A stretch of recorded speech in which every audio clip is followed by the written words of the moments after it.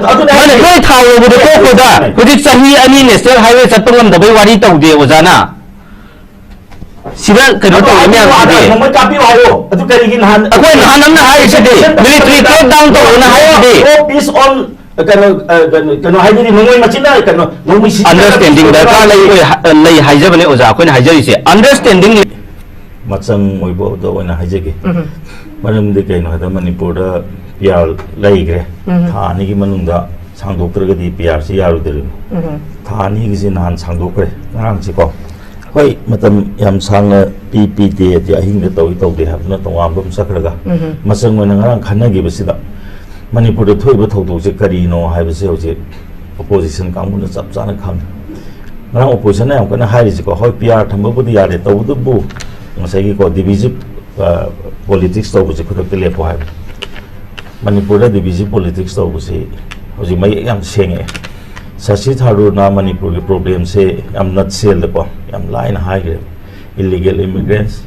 ko andegi drug ki karbar se high grade adun moina kan high se pare piaru relation adu ta udu butang bu le thab ji thun puro aduga kano ne communal harmony se hanjal hai bane na sigi pochida ai wona kan phan to je adu adu ada hai na to butum de madom de changjar mam di keno da mu khoi ada le bu pot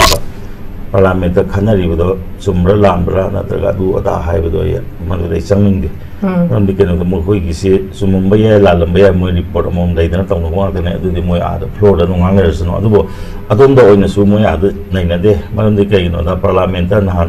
ngang lagi pun tentang opposition di leader sing sisu bangsa saya ko macam yang sangat pilih sisu pilih pun macam tu moi yang hai ne yang pajana ko mai point da moi ne ki ada moi hai si am samna hai betul si Manipur si sangat sang do da si thatruk ni lak de si ko thatruk ki matung da moi ni bela ka de ne sang dong ni ga de ada moi nang saya hai si Tharoor na ga hai am phaji bu ko Manipur si semai na tau bu de ki problem si tholok pani saya ko ko illegal immigrant hai si ma moi am pajana Uji keno tau bire, masa khange, adugi mathakta, kui ki honorable MPP mola ka nai na ba matam da jawdang tiki matang si am pisana pan gre, aduna jawdang tiki si am thuna control tora ane hai bagi kui da thajab le, Burma da triangle o le, jawdang tiki si gai na yam phajaba wahi da ko, yam phajana pot tu mana thang gre, saya du ada na community pan da bida, jawdang tiki si ni mangpam moi re, aduna si Burma da triangle o le hai, aduna sigi pot si lai bani na. Saya hujiki lai bu posida among hai ta gadi ngasai ko hanagi chief minister si lai ring matam da ma si lokthok ba ati PR purok pa habisi anamana loina ma pamna bu ngak tani yam samna ha da ngasai ge khoi gi keno se law and order ja hanjal hana bu gi damakta aduga ngasai ma lokthok ga si ha po hai ba po su lai gi te apam su lai gi te aduga Saya pembicaraan hai tu so ai madu changning de du man hai do sigi missing asile sigi missing asile adu kana man tan sigi le ba jangchar sida koi ai poina pa lage hai dana sagi chongthor ko gi wafum si le ten hai gi ne adu ti tawam bam cha kharsan do yam kana nai na ro so ji kana bor ma ni pr si la kare adu na ji ko na keno to wa ba si ngang mi chana hai bu khar di keno to re hanjil de adu ga sagi keno to thogo ama ni do na ta te di le tre aduga hoji relief camp da lai ba sing se fazana ko mai ma kai da hanjal han ri ba da de moi se men ma ta dri ba de hoji keno se normal si oi hai ba gi possibility ma su yaning je na dum phong de aduga hoji amorom da sing na kan na da sa ge khoi gi ko keno hai ta re saungari ba community ani sing ma da wari sana na ba process ma cha tha ba do mus do ma le kana kana to bu no ni khang dre mo ko ge som na kan da di ku kari no moi na Buki Izomi gitu, oba mau council ma, wali sahabat malah itu kui semua kan tempat tu nanti kan anak sadu no kan anak dai tu putu na habis putu di loya tu di next stage tu mai lakcer ni, adu bu amo orsu saya ge kui ge ngarang kena tak mau matam yang nanti na kena ibu matam tu tak opposition sing na, saya Manipur ge relai iba pot siam mau na pasana analisis tu bigre adu go mengi matak tu su mau kui na yang samna hai ta ge yang kan ye lur ge su ya lo hai bigi karena hai bigi khangbra na dragana koi PR ti dum sawale do to uda di sigum ba to yu so tom samara am dang thacha ge ngarang gi se pung ani matung dani ko ko gi pukalak be se timing su kitang cha da bagi mami ma khasi ui adu gi mathak tam 41 minutes khatane bo sa ꯂꯩꯔꯤꯕ conflict ꯁꯤꯗꯤ ꯌꯥꯝ it's very ꯌꯥꯝ serious ꯑꯣꯏꯕ matter ꯅꯦꯕ ꯑꯗꯣ conflict ꯁꯤ ꯅꯩꯅꯕ ꯅꯠꯇꯦ ꯑꯗꯨ ꯅꯩꯅꯩꯗꯣ ꯄꯤꯌꯥꯔ ꯁꯥꯡꯗꯣꯛꯀꯗ꯭ꯔꯥ ꯁꯥꯡꯗꯣꯛꯑꯣꯏꯗ꯭ꯔꯥ ꯍꯥꯏꯕꯅꯤ conflict ꯀꯤꯗꯤ ꯑꯔꯖꯨꯟ ꯈꯔꯒꯦꯅ ꯌꯥꯝ ꯐꯖꯅ ꯍꯥꯏꯈ꯭ꯔꯦ ꯉꯁꯥꯏ conflict ꯁꯤ ꯀꯗꯥꯏꯗ ꯍꯧꯔꯛꯏꯅꯣ ꯍꯥꯏꯕꯁꯤ ꯃꯁꯤ ꯊꯤꯖꯤꯟꯕꯤꯌꯨ ꯍꯥꯏꯈ꯭ꯔꯦꯕ ꯑꯗꯨꯅ ꯑꯗꯨ ꯂꯣꯏꯔꯦ ꯃꯔꯝꯗꯤ ꯀꯩꯅꯣꯗ ꯑꯩꯈꯣꯏ ꯁ꯭ꯋꯥꯏꯗ ꯄꯪꯉꯥꯡ ꯉꯥꯡꯅꯕꯗꯨꯅ ꯄꯥꯔꯂꯥꯃꯦꯟꯇꯗꯤ ꯉꯥꯡꯅꯕ ꯌꯥꯕ ꯅꯠꯇꯦ ꯑꯗꯨꯒ ꯇꯁꯦꯡꯅ ꯍꯥꯏꯇꯥꯔꯒꯗꯤ ꯑꯃꯔꯣꯝꯗ ꯍꯥꯏꯇꯥꯔꯒꯗꯤ ꯀꯣ ꯏꯟꯗꯤꯌꯥꯒꯤ ꯄꯥꯔꯂꯥꯃꯦꯟꯠꯀꯤ ꯇꯣꯉꯥꯟꯕ ꯃꯁꯛ ꯑꯃꯅꯦ ꯑꯩꯈꯣꯏ ꯀꯣꯔꯠꯇꯁꯨ ꯁꯝꯇꯥꯏꯝꯁ ꯑꯍꯤꯡꯗ ꯍꯧꯒꯠꯂꯒ ꯊꯕꯛ ꯇꯧꯋꯤ ꯌꯥꯝ ꯊꯨꯔꯛꯄ ꯃꯇꯝꯗꯗꯤ ꯀꯣ ꯑꯩꯈꯣꯏ ꯀꯣꯔꯠꯁꯨ ꯁꯨꯇꯤ ꯂꯩꯇꯦ ꯅꯣꯡꯃꯥꯏꯖꯤꯡꯁꯨ ꯑꯗꯨꯝ ꯇꯧꯅꯤ ꯑꯗꯩ ꯑꯍꯤꯡꯗꯁꯨ ꯑꯗꯨꯝ ꯇꯧꯕꯅꯦ ꯑꯗꯣ ꯑꯗꯨꯃꯥꯏꯅ ꯇꯧꯗꯅ ꯉꯁꯥꯏꯒꯤ ꯃꯥꯒꯤ ꯇꯧꯕꯗꯨꯃꯗꯤ ꯑꯃꯔꯣꯝꯗ ꯍꯥꯏꯇꯥꯔꯒꯗꯤ ꯑꯩꯈꯣꯏ ꯅꯣꯡꯉꯥꯜꯂꯝꯗꯥꯏꯅꯦ ꯏꯗ ꯍꯥꯏ ꯑꯗꯨꯕꯨ ꯀꯔꯤꯒꯨꯝꯕ ꯃꯈꯣꯏꯒꯤ ꯔꯨꯜꯅ ꯌꯥꯕꯒꯤ ꯁꯣꯏꯗꯅ ꯇꯧꯕ ꯑꯣꯏꯔꯝꯒꯅꯤ ꯔꯨꯜꯅ ꯌꯥꯗꯕ ꯑꯣꯏꯇꯥꯔꯒꯗꯤ ꯑꯗꯨꯝ ꯀꯛꯊꯔꯛꯀꯅꯤ ꯑꯗꯣ ꯇꯁꯦꯡꯅ ꯍꯥꯏꯇꯥꯔꯒꯗꯤ ꯉꯁꯥꯏꯒꯤ ꯂꯩꯔꯛꯏꯕ ꯉꯁꯥꯏꯒꯤ ꯀꯩꯅꯣꯗꯣ ꯃꯣꯏꯗ ꯄꯤꯔꯤꯕ ꯁ꯭ꯂꯣꯠꯇꯣ ꯌꯥꯝ ꯁꯝꯅ ꯍꯥꯏꯔꯕꯗ ꯉꯔꯥꯡ ꯅꯍꯥꯟꯗꯣ ꯑꯩ ꯁꯨꯃꯥꯏꯅ ꯇꯧꯗꯅ ꯑꯩꯈꯣই ꯋꯥꯛ ꯑꯥꯎꯠ ꯇꯧꯔꯦ ꯍꯥꯏꯕꯗꯤ ꯑꯣꯄꯣꯖꯤꯁꯟꯅ ꯇꯧꯗꯦ ꯌꯥꯝ ꯐꯖꯩꯕ ꯑꯣꯄꯣꯖꯤꯁꯟꯒꯤꯁꯨ ꯑꯩꯈꯣꯏ ꯁꯨꯃꯥꯏꯅ ꯇꯧꯗꯅ ꯄꯨꯡ 2ꯗ ꯈꯟꯅ ꯇꯥꯔꯒꯗꯤ ꯑꯩꯈꯣꯏ ꯌꯥꯎꯔꯣꯏ ꯑꯩꯈꯣꯏ ꯋꯥꯛ ꯑꯥꯎꯠ ꯇꯧꯔꯦ ꯍꯥꯏꯕꯗꯤ ꯉꯔꯥꯡ ꯂꯩꯇꯦꯕ ꯑꯗꯨ ꯁꯔꯨꯛꯄꯨꯗꯤ ꯏꯁꯨꯗꯨꯗ ꯆꯪꯉꯒ ꯃꯅꯤꯄꯨꯔꯒꯤ ꯄ꯭ꯔꯣꯕ꯭ꯂꯦꯝꯁꯤꯗ ꯆꯪꯕꯤꯔꯒ ꯁꯨꯃꯥꯏꯅ ꯇꯧꯗꯅ ꯃꯅꯤꯄꯨꯔꯒꯤ ꯄ꯭ꯔꯣꯕ꯭ꯂꯦꯝꯁꯤ ꯁꯤꯅ ꯊꯣꯛꯍꯟꯕꯅꯤ ꯁꯤ ꯇꯧꯒꯅꯨ ꯑꯗꯒꯤ ꯍꯧꯖꯤꯛ ꯁꯨꯃꯥꯏꯅ ꯇꯧꯗꯅ ꯗꯤꯚꯤꯖꯤꯞ ꯄꯣꯂꯤꯇꯤꯛꯁꯁꯦ ꯈꯨꯗꯛꯇ ꯂꯦꯞꯄꯨ ꯑꯗꯨꯅ ꯑꯩꯈꯣꯏꯒꯤ ꯀꯝꯃꯨꯅꯦꯜ ꯍꯥꯔꯃꯣꯅꯤꯁꯤ ꯍꯟꯖꯤꯜꯍꯜꯂꯨ ꯍꯥꯏꯕꯒꯤ ꯄꯣꯠꯅꯦꯕ ꯉꯔꯥꯡ ꯂꯥꯛꯅꯈꯤꯕꯗꯣ ꯑꯗꯨꯃꯗꯤ ꯂꯩꯈꯤꯕꯅꯤꯅ ꯃꯈꯣꯏ ꯑꯥꯗ ꯃꯌꯥꯏ ꯐꯝꯕꯁꯤꯡꯗꯨꯅ ꯋꯥꯛ ꯑꯥꯎꯠ ꯇꯧꯔꯒ ꯌꯦꯠꯅꯒꯗꯕ ꯄꯣꯠꯇꯣ ꯑꯩꯈꯣꯏꯅ ꯁꯤ ꯃꯄꯥꯟꯗ ꯄꯪꯌꯦꯠ ꯌꯦꯠꯅꯔ ꯀꯩꯗꯧꯔꯕꯅꯣ ꯑꯣꯖꯥ ꯑꯗꯨꯃꯛꯄꯨ ꯂꯥꯛꯆꯪꯉꯤꯕ ꯋꯥꯐꯝꯗꯤ ꯀꯔꯤꯅꯣ ꯍꯥꯏꯔꯀꯥꯟꯗ ꯑꯩꯈꯣꯏ ꯍꯧꯖꯤꯛ ꯕꯤꯖꯦꯄꯤ ꯂꯩꯉꯥꯛꯅꯤ ꯕꯤꯖꯦꯄꯤ ꯂꯩꯉꯥꯛꯀꯤ ꯍꯣꯝ ꯃꯤꯅꯤꯁꯇꯔꯅꯤ ꯑꯗꯨꯃꯛꯄꯨ ꯑꯩꯈꯣꯏ ꯉꯁꯥꯏ ꯏꯅꯥꯎ ꯕꯪꯀꯤꯟꯅꯁꯨ ꯄꯟꯕꯤꯈꯤꯕ ꯍꯥꯏꯕꯗꯤ ꯍꯧꯈꯤꯕ ꯋꯥꯔꯤ ꯑꯣꯏꯅ ꯍꯤꯁꯇ꯭ꯔꯤ ꯑꯣꯏꯅ ꯂꯣꯏ ꯄꯨꯊꯣꯛꯄꯒꯤ ꯃꯍꯨꯠꯇ ꯂꯩꯔꯤꯕ ꯀꯣꯟꯐ꯭ꯂꯤꯛ ꯑꯁꯤ ꯂꯣꯏꯁꯤꯟꯅꯕꯒꯤ ꯔꯣꯗ ꯃꯦꯞ ꯑꯃꯐꯥꯎ ꯄꯨꯊꯣꯛꯄꯤꯗꯕꯁꯤꯁꯨ ꯂꯥꯏꯕꯛ ꯊꯤꯕꯅꯤ ꯍꯥꯏꯕꯁꯤꯃꯛꯁꯨ ꯑꯣꯖꯥ ꯁꯤꯒꯤ ꯃꯇꯥꯡꯁꯤꯗ ꯑꯣꯖꯥ ꯀꯔꯤ ꯑꯗꯨꯗꯤ ꯃꯈꯣꯏꯒꯤ ꯂꯦꯖꯤꯁꯂꯦꯆꯔꯅ ꯍꯥꯏꯖꯁꯅꯨ ꯑꯥꯗ ꯐ꯭ꯂꯣꯔꯗ ꯍꯥꯏꯖꯁꯅꯨ ꯑꯩꯈꯣꯏ ꯁꯤꯗ ꯃꯄꯥꯟꯗ ꯉꯥꯡꯅꯔꯒ ꯀꯩꯗꯧꯗꯦ ꯑꯃꯔꯣꯝꯗ ꯍꯥꯏꯇꯥꯔꯗꯤ ꯕꯤꯖꯦꯄꯤꯒꯤ ꯂꯩꯉꯥꯛ ꯅꯠꯇꯦ ꯑꯦꯟꯗꯤꯑꯦꯒꯤ ꯂꯩꯉꯥꯛꯅꯤ ꯕꯤꯖꯦꯄꯤꯁꯦ ꯍꯧꯖꯤꯛ ꯀꯩꯅꯣ ꯁꯨꯗꯦ ꯃꯁꯤꯡ ꯁꯨꯗꯦ ꯑꯇꯣꯞꯄꯅ ꯁꯞꯄꯣꯔꯠ ꯇꯧꯗ꯭ꯔꯒꯗꯤ ꯕꯤꯖꯦꯄꯤ ꯁꯨꯗꯦꯕ ꯍꯧꯖꯤꯛ ꯑꯗ ꯃꯣꯏꯁꯨ ꯑꯦꯟꯗꯤꯑꯦꯅ ꯄꯥꯜꯂꯦ ꯍꯥꯏꯕ ꯇꯥꯏ ꯃꯃꯥꯡ ꯆꯍꯤꯗꯗꯤ ꯕꯤꯖꯦꯄꯤꯅ ꯄꯥꯜꯂꯦ ꯍꯥꯏꯕ ꯌꯥꯏ ꯃꯔꯝꯗꯤ ꯀꯩꯅꯣ ꯕꯤꯖꯦꯄꯤꯅ ꯑꯇꯣꯞꯄ ꯌꯥꯎꯗ꯭ꯔꯁꯨ ꯒꯣꯔꯃꯦꯟ ꯄꯥꯟꯕ ꯉꯝꯃꯦ ꯍꯟꯗꯛꯇꯤ ꯉꯝꯗꯦ ꯑꯗꯨꯒ ꯇꯧꯕꯇꯕꯨ ꯉꯁꯥꯏꯒꯤ ꯑꯥꯗ ꯅꯩꯅꯒꯗꯕ ꯄꯣꯠꯇꯨꯗ ꯉꯁꯥꯏꯒꯤ ꯌꯦꯠꯀꯦꯔꯥ ꯈꯣꯠꯀꯦꯔꯥ ꯑꯥꯗ ꯇꯧꯅꯖꯒꯗꯕꯅꯤ ꯑꯗ ꯑꯥꯗ ꯅꯩꯅꯈꯤꯗꯕ ꯄꯣꯠ ꯑꯃꯗ ꯑꯩꯈꯣꯏꯅ ꯁꯤꯗꯩꯁꯤꯗ ꯄꯉꯥꯡꯗ ꯉꯥꯡꯉꯨꯔ ꯀꯩꯗꯧꯅꯤ ꯃꯩꯔꯥꯗ ꯔꯤꯄꯣꯔꯠ ꯇꯧꯔꯦ ꯍꯧꯖꯤꯛꯀꯤ ꯄꯤꯁ ꯄꯨꯔꯛꯅꯕꯒꯤ ꯃꯇꯥꯡꯗꯀꯣ ꯉꯁꯥꯏꯒꯤ ꯑꯃꯨꯛꯀꯣꯒꯤ ꯃꯤꯍꯨꯠ 3 ꯐꯣꯛ ꯁꯤꯛꯅꯦꯕ 3 ꯗꯦꯜꯂꯤꯗ ꯌꯧꯈ꯭ꯔꯦꯅ ꯃꯣꯏꯁꯤ ꯄꯤꯁꯀꯤ ꯄ꯭ꯔꯣꯁꯦꯁ ꯀꯃꯥꯏꯅ ꯄꯨꯔꯛꯀꯗꯒꯦ ꯍꯥꯏꯗꯅ ꯆꯠꯄꯅꯤ ꯁꯤꯃꯀꯣ ꯁꯤ ꯑꯩꯈꯣꯏ ꯑꯦꯄ꯭ꯔꯤꯁꯤꯌꯦꯠ ꯇꯧꯐꯝ ꯊꯣꯛꯏ ꯑꯇꯣꯞꯄ CSOꯁꯤꯡꯁꯨ ꯌꯥꯎꯍꯟꯅꯤꯡꯉꯤ ꯑꯗꯨꯒ ꯍꯧꯖꯤꯛ ꯃꯈꯣꯏꯒꯤ ꯑꯄꯥꯝꯕ ꯀꯨꯀꯤ ꯃꯤꯂꯤꯇꯦꯟꯁꯤꯡꯒꯤ ꯑꯄꯥꯝꯕ ꯄꯤꯕ ꯄꯤꯗꯕꯁꯤꯅ ꯇꯣꯉꯥꯟꯕ ꯑꯃ ꯕꯤꯖꯦꯄꯤꯅ ꯁꯨꯡꯄꯤ ꯄꯤꯔꯣ ꯍꯥꯏꯈꯤꯕ ꯑꯃ ꯂꯩꯔꯦ ꯁꯤ ꯅꯠꯇꯕꯗ ꯑꯇꯣꯞꯄ ꯃꯌꯥꯝ ꯑꯃ ꯄꯨꯁꯜꯂꯛꯑꯦ ꯃꯁꯤꯅ ꯑꯩꯅ ꯏꯔꯥꯡ ꯂꯩꯕ ꯃꯥꯜꯂꯦ ꯁꯦꯅꯤꯌꯔ ꯑꯦꯗꯚꯣꯀꯦꯠ ꯀꯣ ꯒꯣꯟꯁꯥꯜꯚꯦꯁꯅ ꯌꯥꯝꯅ ꯈꯠꯅꯕ ꯏꯟꯖꯟꯕꯒꯤ ꯃꯑꯣꯡꯗ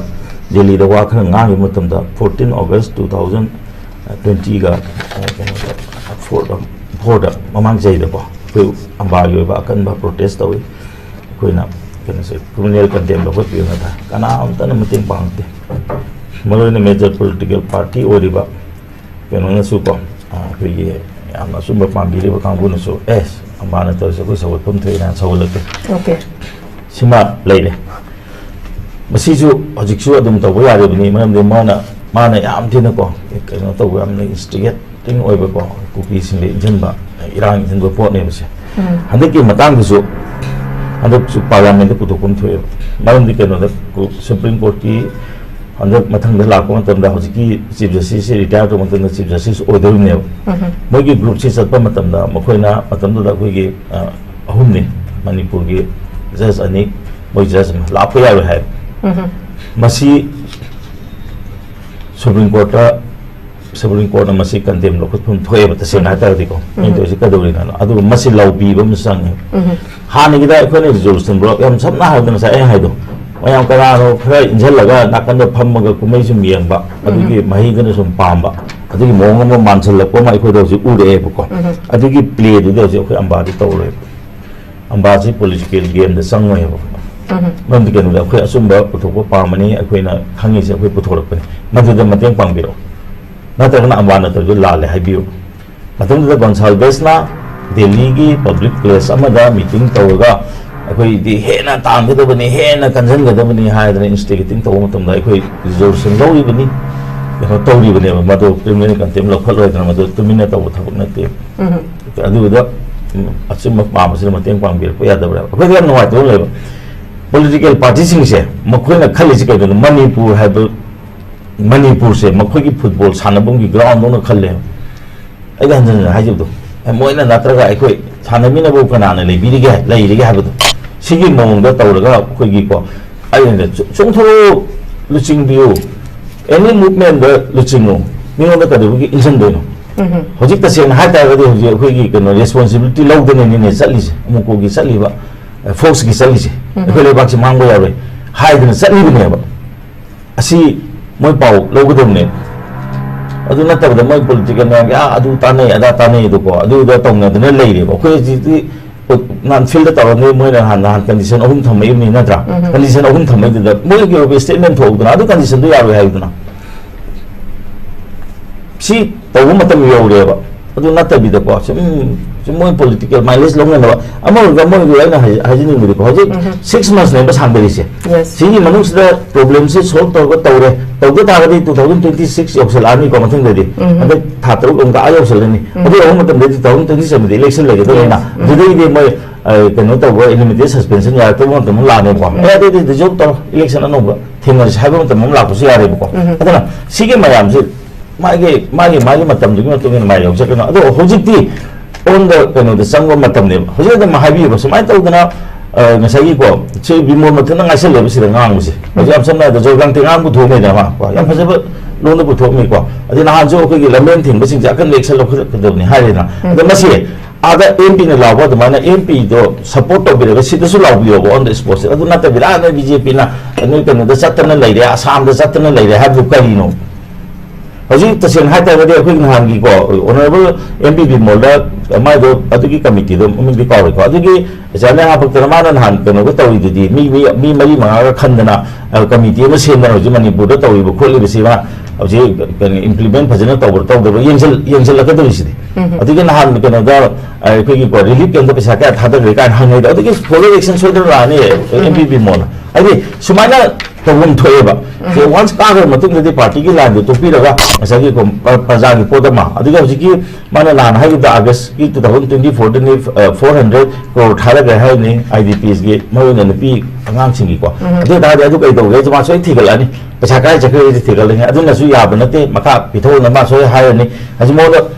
opposition le jeta ga jo moi committee gi mapo ma oira bani man bi ke gna da sa gi india gi democracy gi mong china india gi democracy is the ruling atem ta wona have lete parliamentary committee ma am di mi opposition na le to do ne adu ma ta dra manipur gi ma sinare ching gi duna alfred sinare adu ma si da ko gi party ne ko si to je apna ha je bi sin da mi do phatte ya ro bo khumbi ga no ba ai je phak ne ya ro bo khumbi ho ba ai ne to bu thabak se si gi dam ta bo thade bi hayo ba mana to di phatte hai bi cha gi ta ga di ban de ke no da si bo to khono u re se eni go ne la ko ma tam da ha ne gi de ge he na phana bo khono ka ha ne de gi he na puthara bo dong na ko loi u re adu gi ma tam da ka no se corruption se percentage adu ni mai na ai du mai ma tam da da no gi da no de corruption ji su bo to wa ji le na da bi da sum bo corruption do na cái làm gì anh ta là có đông tàu mà lấy có má là hình quân mà lấy anh ta thì ai đi pro tàu có lấy rồi là tàu mà tàu tàu như thế sao cái đó là tàu ada jahaz rồi hay qua ta này thì adu cái đông nó là phụ thuộc nó rồi adu na sikum ba bộ chỉ có si ta xem hai ta cái đi hồi trước cái gì có nan hai cái này ít ta sẽ để vào chỉ ta nó tốt bao nhiêu hai được đâu mà thì cái mới đây là mới đây sinh ra chỗ cái làm của mình là hết tôi uy vậy cái gì sinh ra ta cái tài cái gì tàu nó अरे division politics क्या है का नहीं BJP ना नहीं थी तो Poco party नहीं अरे आदि की तो को डिविजन पॉलिटिक्स तो कोई आमद आमद ताइसेलर का दो दिन सो आई आदि सो अदि ने मैं हाय दो कोई जे एज ए इंडिविजुअल कोई जे एज ए नेशनलिस्ट ओन उसी कोई पार्टी कोई ने याव पार्टी को कोई भी याव दो होगा पार्टी दो तो मदो मदो यानिंग दो बाय तोगा यानिंग दो सिंग हे सिंगो ता तार हजो जाबी मोला तोरिसि जाबी मोला सो पजना पोत में am पुखले इसी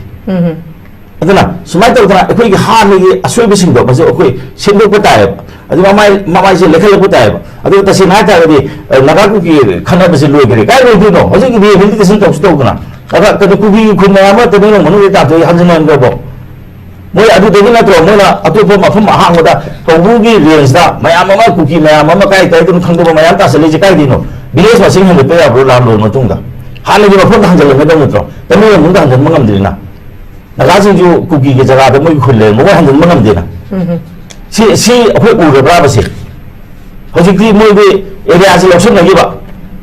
कनो हजिकी अखोय गजागा कनो इजराइल तो मतम दा कनो हाइबदो ट्रम्प ना हाइबदो असिदी इजराइल चाउथोनी गजा जी का कनो की पैलेस्टाइन में का दम हुदोखनी का दो दम सेटलमेंट कौरा बदो अदो तसिना तबदी कनो जो ओजा कनो ना हाइबी बियम सुमे ना बोन हाइबी को मितेगा अखोय मुस्लिम पांगनि मता मिसअंडरस्टैंडिंग दि याम थुनो लोसेंगे माना थातर वह दि काय दिनो अखोय जो खंदे को को याम थुनो अदु दि अने निमिनि नि हुमनि वनु दा दम सेटल तवे दम तम दा युम ता थुनो फोटो मा बुजु कसु लेते नत्रा अदुगा पार्टी का कुकी गसु याम पुनदि खमुद्रे को मोजु लमिनरि नि को तोना तिनदरा लेने युम मै थाना गरे दो कमाय तबुनो कई तबुनो तो खंदे दो तबुदि कुकी का नागागे तबि बुंदि खनब फगे हाबनि मोजे माय माय जगा जगा दा हनदना अदु अंसाय हाइजो अदुदा करि मा हनगि तातागदि होजि अनोबो सेटलमेंट थोलैसिनो अदुजु फनाम हनगि दौने ओके अखोयदि कोगी प्रोफेशन अखोय खंबो लेबा सिगी खुनजिदा हनजन मंगमद्रे को सिगी खुनजिदा हनजन मंगमद्रे को अखोयदा इन्फॉर्मेशन लेबो ngakतने है अदुना सिगी पोचे लेबदिना अम खंदे ngरang नैनगि बदो याम फै पॉलिटिकल पार्टी दगी हाई बिसिंगसे कोई डिविजन पॉलिसी तौबनो हाबिसदे लोरे हादि डिविजन पॉलिसी जे अमदे हेगा थांगन बै थौक दे खुदि तौजो मंदी केनो दे डिविजन पॉलिसी जे काम हानि जाथरगे जे खंग खंगो कोने अदर मसी अम खंदे तोपीरो अखोय कम्युनल हार्मोनी से हंजलंबियो चिंगतम हाबा गी लेबाक से कोई को हिस्ट्री में हेक लापदी को कोई लाई हतक लाबने कोई से को लेमिनदना चिंगतम माने लेमिनाबनी मपादगी ला चंगागा मी खरन थुवाना होनाबा मनुंदगी मी खर याउसनबा सिगी पोचिने अदवा कोई चिंगतम गी लेबाक ने हाबसे कोई को याद्रबन अदना सिगी पोचिन लेबदिना आइगी वकलदगी हुजिकी लेबसी को PR से कोई न थंबा याबो नते PR से लेदिंगदा हुजिते याम फैना PR लेदिंग मनता हुजि कनोगा अखोगी करप्शन की पोट ममांग पैसा लाना सि ngरang ना द नत्रो ngरang खितने पाउ लाइदो कनोगी अखोई इलेक्ट्रिसिटी ये अनोबा डिपार्टमेंट दुगी ngरang रेट तौइदो याम फै केनो अमा खंदे अदुगुंबा दो खरा पुथवा निंगे में हुजि अमोप मयाम लेदि मसे हुजि PR से तोखबा पॉपुलर गवर्नमेंट लेका माई माई की मी दुन कुशन नगने अदुना PR से लेदिंगला मसी तहोबो फै PR कोइ न थमसुना यारो अदुगा सिगी आइन हाबदो इलेक्शन कनोमा पॉलिटिक्स तौबो मतमदा मा फट्टे अगुन भोट थादबियो हाबसे मसे हाबिदुनो मंगोंदगी दे आइन हेना फै हाबसे मसे उठपियो अदु खत्तदा अखोय तौगनी अदुगा मयामदा भोट तौबो मतमदा कनोदा इलेक्टोरल सिंग नोइना पैसा लौरगा भोट थादगिबने हाबना ताक्सनबगी थबुकसिगा तौबिनो अखोयदा चॉइस पिबियो भोट थादबियो बिदा अफबो मी खागपिरो अदु नतदना ngसागी मोई को अኛ साइ नान हाजिबदो फुकाउ तोंबा तोंगन बंगम बमिदा ticket पिरगा कनानो प्रजाना खंदुइसु ai masi tang haji okay thank you aduga hawjiki amna kana se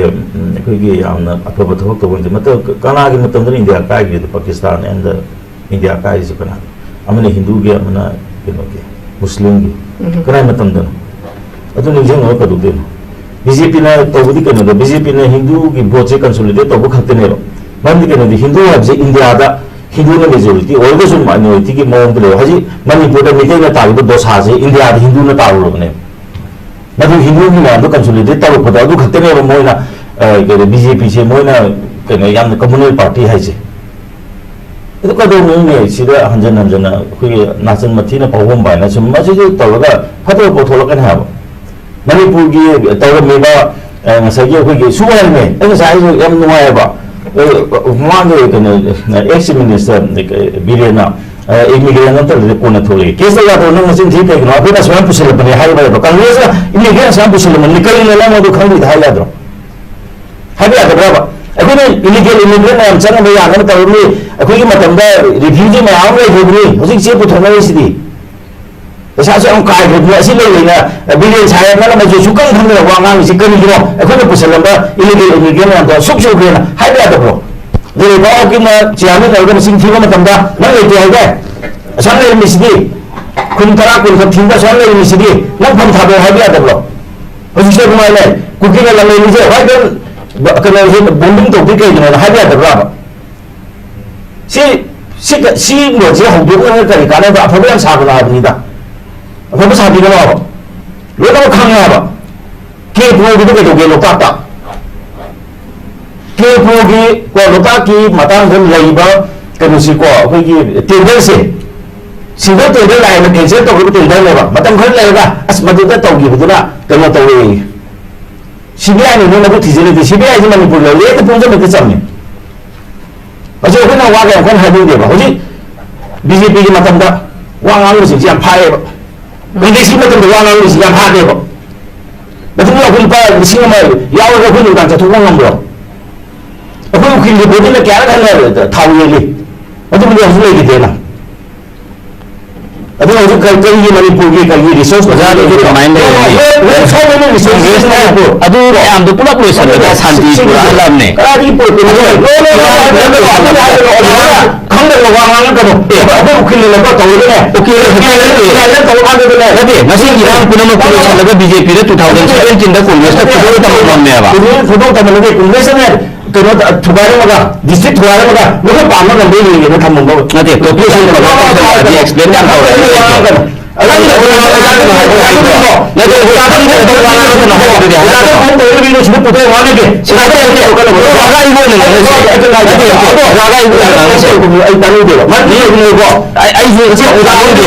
ꯇꯝꯕꯗ ꯍꯩꯔꯣꯏꯗꯕ ꯊꯦꯡꯅꯔꯛꯀꯗꯕ ꯄꯣꯠ ꯈꯔ ꯂꯩꯔꯤꯕꯀꯣ ꯃꯔꯝꯗꯤ ꯀꯩꯅꯣꯗ ꯑꯩꯈꯣꯏꯅ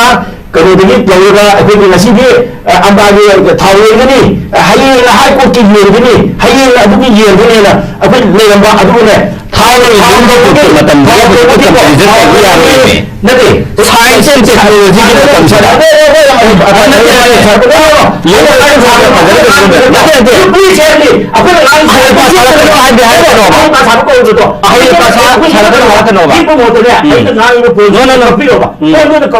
ꯃꯇꯝꯗ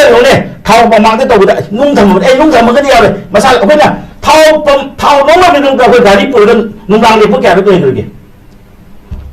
ꯀꯌꯥꯔꯛ ꯂꯩꯈ꯭ꯔꯒꯦꯕ ꯃꯗꯨꯗꯤ ꯍꯧꯖꯤꯛ ꯂꯩꯇ꯭ꯔꯦꯅ ꯑꯗꯨꯒ ꯑꯩꯈꯣꯏꯅ ꯏꯪꯅ ꯊꯝꯕꯤꯔꯝꯕꯅꯤ ꯀꯥꯏꯗ ꯇꯧꯒꯗꯧꯕ ꯃꯔꯝꯗꯤ ꯀꯔꯤ ꯀꯃꯥꯏꯅ ꯂꯩꯗꯣꯏꯅꯣ ꯃꯔꯝꯗꯤ ꯀꯔꯤꯅꯣ ꯍꯥꯏꯗꯣꯀꯣ ꯀꯃꯥꯏꯅ ꯂꯩꯗꯣꯏꯅꯣ ꯑꯩꯈꯣꯏꯅ ꯄꯨꯂꯞ ꯂꯣꯏꯁꯤꯜꯂꯒ ꯈꯨꯗꯣꯜ ꯇꯝꯕꯤꯔꯝꯃꯕꯅꯤꯅ ꯒꯣꯔꯃꯦꯟ ꯇꯧꯔꯝꯗꯥꯏꯗ ꯀꯩꯅꯣ ꯗꯤꯁꯇ꯭ꯔꯤꯛ ꯃꯌꯥꯝ ꯇꯧꯁꯜꯂꯝꯃꯦ ꯗꯤꯁꯇ꯭ꯔꯤꯛ ꯄ꯭ꯔꯣꯕ꯭ꯂꯦꯝꯁꯤꯗ ꯍꯧꯖꯤꯛ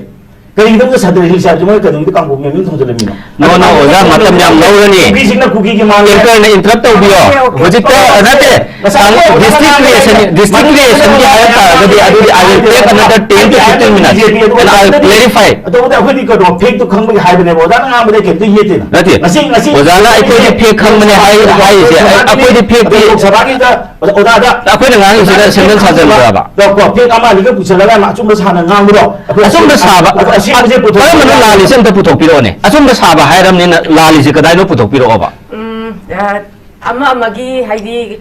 BJP ꯀꯣꯡꯒ꯭ꯔꯦꯁ ꯑꯗꯨ ꯑꯗꯥ ꯑꯝꯇꯒꯤ ꯋꯥ ꯅꯠꯇꯕꯗ ꯉꯁꯤ ꯄꯨꯈꯠꯆꯔꯤꯕ ꯇꯣꯄꯤꯛꯁꯦ ꯑꯩꯈꯣꯏꯒꯤ ꯄ꯭ꯔꯦꯁꯤꯗꯦꯟ ꯔꯨꯜ ꯇꯣꯄꯤꯛꯀꯤ ꯋꯥꯡꯃꯗ ꯌꯥꯝ ꯆꯠꯈ꯭ꯔꯦꯕ ꯄ꯭ꯔꯦꯁꯤꯗꯦꯟ ꯔꯨꯜꯁꯦ ꯑꯩꯈꯣꯏꯒꯤ ꯂꯣꯛ ꯁꯚꯥ ꯑꯃꯗꯤ ꯔꯥꯖ꯭ꯌ ꯁꯚꯥ ꯑꯣꯖꯥ BJPꯕꯨ ꯉꯥꯡꯉꯗꯤ ꯑꯗꯨꯝ ꯁꯥꯎꯅꯤꯡꯕ ꯃꯥꯜꯂꯦꯗ ꯑꯗꯨꯒ